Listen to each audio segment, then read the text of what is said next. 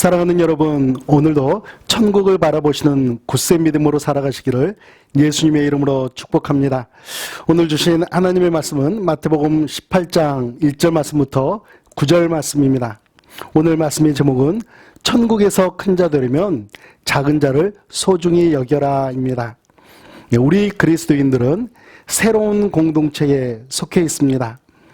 예수님을 나의 주님으로 모시고 살아가는 사람들만 모여있는 그러한 공동체입니다.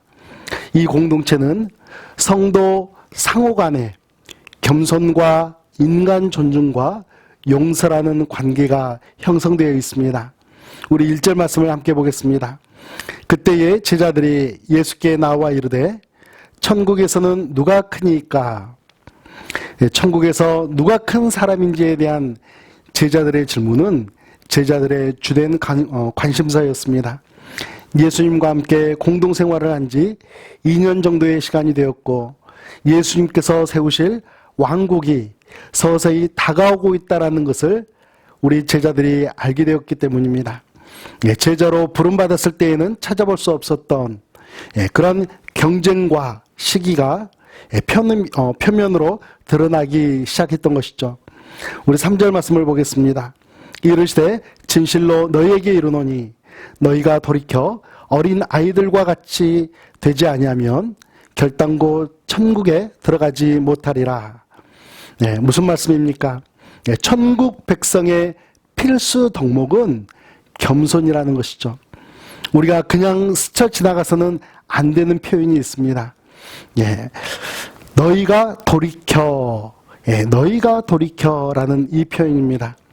얼굴을 돌리고 몸을 돌리는 물리적인 방향뿐만이 아니라 우리의 마음도 돌이키고 행동도 돌이켜야 한다라는 예수님의 말씀인 것이죠. 예수님의 제자답게 하나님의 자녀답게 교만한 마음을 버리고 겸손한 삶으로 돌이켜야 한다라고 말씀하십니다. 4절 말씀을 보겠습니다. 그러므로 누구든지 이 어린아이와 같이 자기를 낮추는 사람이 천국에서 큰 자니라. 우리 로럴 한인 침례교회 성도님들은 기억하십시오. 하나님께서는 우리에게 천국에서 큰 자가 되라고 말씀합니다. 어떻게 할 수 있습니까? 어린아이와 같이 자기를 낮추는 사람입니다. 그뿐만이 아니죠.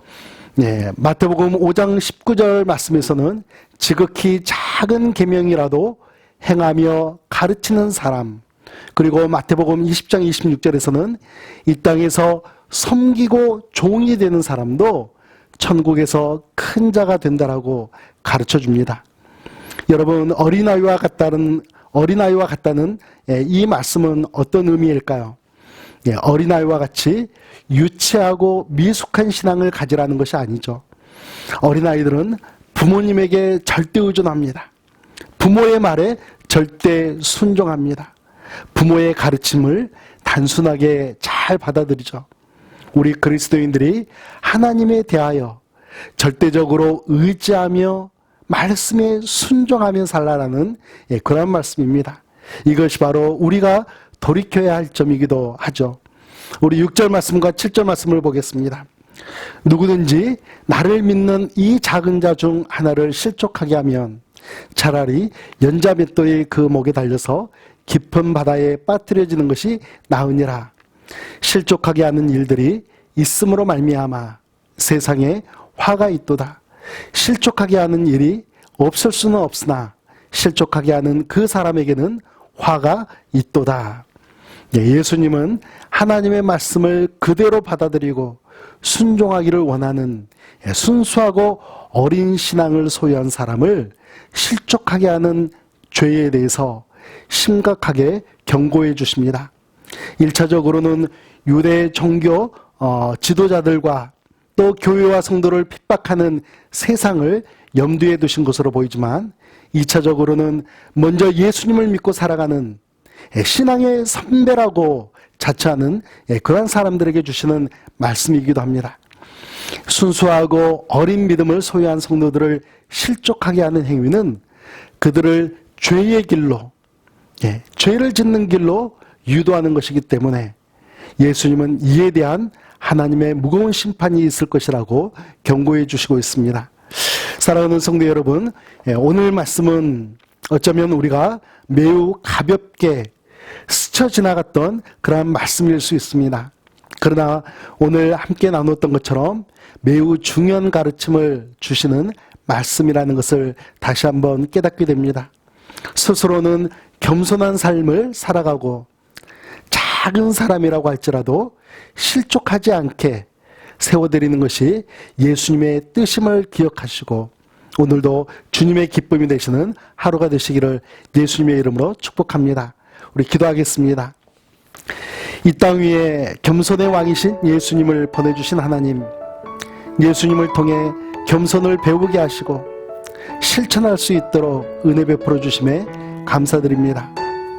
가정에서는 배우자와 자녀들에게, 직장에서는 동료들에게 예수님께 배운 겸손함이 실천되어지는 하루를 올려드리겠습니다. 예수님의 이름으로 기도합니다. 아멘.